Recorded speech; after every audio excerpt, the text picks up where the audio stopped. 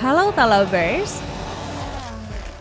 Menyusuri jalanan tanah dan berbatu biasanya bikin hati jadi menggerutu. Selain gak enak di mobil karena ajrut-ajrutan, pikiran juga khawatir kalau suspensi mobil jadi rusak atau bunyi. Makanya bawaannya pengen pelan terus. Tapi itu semua justru jadi makanan sehari-hari bagi para pereli. Sering kan denger yang nyaut, wah pebalap rally tuh pas ada mobil yang kenceng-kenceng di jalanan gak rata. Namun tahukah kamu asal mula balapan rally justru dimulai sebelum era balapan modern ada? Dibanding makin bingung, yuk kita flashback dikit waktu balapan rally berawal lebih dari 100 tahun lalu. Penasaran? Ya udah, simak video kita sampai habis ya. Ingat, jangan sepotong-sepotong, biar pinternya nggak sepotong-sepotong juga.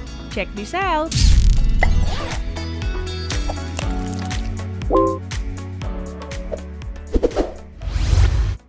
Sesaat setelah mobil bertenaga bensin hadir mengisi lalu lintas kota-kota metropolitan menggantikan kereta kuda, seketika itu juga hasrat untuk adu cepat dengan orang lain melahirkan kompetisi yang sekarang kita kenal dengan istilah balapan. Balapan yang diyakini sebagai ajang balap resmi pertama diadakan pada tahun 1894 di Perancis. Antusiasme dari publik saat itu sangat tinggi untuk menunjukkan kemampuan kereta tanpa kuda mereka masing-masing. Tak kurang dari 102 partisipan mengikuti perlombaan ini yang dimenangi oleh Albert Lumet dan Peugeot bertenaga 3 horsepower-nya. Kedengaran kecil, tapi tahun segitu emang udah lumayan kok. Dalam ajang tersebut, rute yang ditempuh mencapai 126 km dan melintasi beberapa kota, mirip seperti format rally saat ini. Masih di Perancis, balapan kian digemari berkat diadakannya kompetisi yang lebih besar sejauh 1.100 km pada tahun 1895. Kompetisi ini bahkan berjalan 2 hari non-stop loh. Wah, makin ketahuan nih nenek moyang rally. Apalagi pas diadakannya Rally Monte Carlo yang menjadi cikal bakal rally modern di tahun 1911. Ajang tersebut dihelat atas gagasan dari Pangeran Monaco yang menginginkannya adanya balapan dari berbagai penjuru Eropa dan finish di Monte Carlo. Banyak hal yang terjadi saat start hingga finish. Utamanya soal penentuan juara dari 23 pembalap yang menempuh jarak 1.000 km lebih. Saat Rally Monte Carlo terus berjalan, ajang lain di seluruh dunia juga kian menjamur. Apalagi di benua biru sana, khususnya di Inggris dan Jerman. Sampai tiba masa-masa perang yang melanda jagat raya baik periode Perang Dunia Pertama maupun Kedua, yang memaksa event-event seperti ini harus dihentikan. Pasca masa-masa kegelapan tersebut usai, baru deh hasrat buat balapan kembali menggebu. Ditambah lagi kemampuan mobil yang sudah semakin ditingkatkan seiring berjalannya waktu. Lisbon Rally, The Tulip Rally, The Rally to the Midnight Sun, The Rally of the Thousand Lakes, dan The Arcopolis Rally adalah sederet ajang balap yang mencuat setelah periode perang berakhir.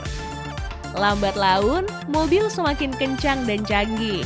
Pabrikan pun makin fokus dalam mengembangkan mobil yang capable dalam melahap lintasan rally. Menjelang dekade 80-an, rally nggak cuma ditemukan di Eropa, melainkan merambah ke Amerika Selatan, Amerika Utara, bahkan Afrika. Di Afrika misalnya, rute yang ditempuh paling enggak berkisar 8.000 sampai 9.700 km pada gelaran Safari Rally tahun 1973 silam. Rally ini melintasi beberapa negara, termasuk Uganda dan Kenya. Namun salah satu yang paling terkenal kalau melintas benua sih pastinya Paris-Dakar Rally atau yang biasa disebut Rally Dakar. Ajang yang mengorbitkan para pereli handal dan tersohor di seluruh jagat motorsport. Itu karena setiap lintasan yang dilewati pada ajang ini boleh dikata nggak cuma membutuhkan skill, namun intuisi yang baik. Tapi kalau ngomongin rally sih nggak lepas dari yang namanya World Rally Championship atau WRC. Boleh dikata WRC adalah piala dunianya rally yang diadakan sejak tahun 1973. Ajang ini diadakan langsung oleh FIA, Federasi Olahraga Motorsport yang juga menaungi F1.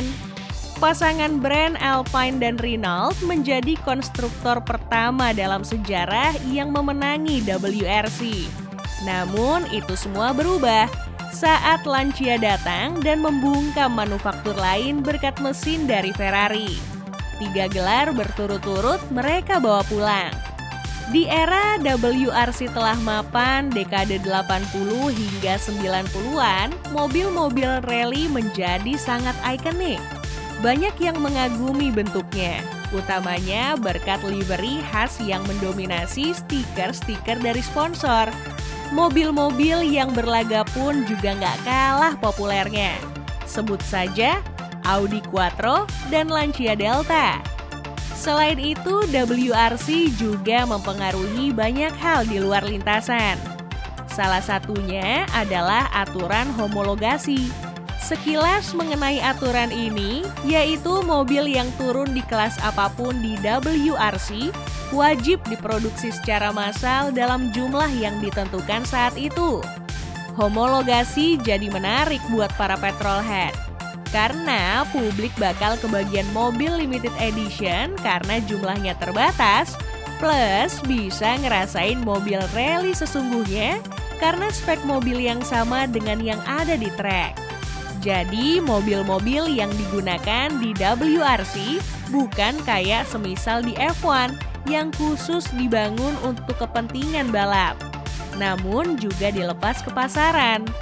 Memasuki era 90 sampai 2000-an, manufaktur-manufaktur lain bermunculan dan saling sikut dalam mendominasi kejuaraan lintas negara ini. Faktor utamanya sih pastinya branding kuat di dunia motorsport. Contohnya Subaru, salah satu pabrikan paling kuat di WRC melalui line-up WRX STI-nya. Setiap nyebutin pabrikan asal Jepang ini, mayoritas orang ngerti otomotif bakal ingat kiprahnya di WRC. Tahun ini WRC sendiri diadakan dengan Monaco sebagai seri pembuka dan ditutup di Jepang pada akhir tahun nanti.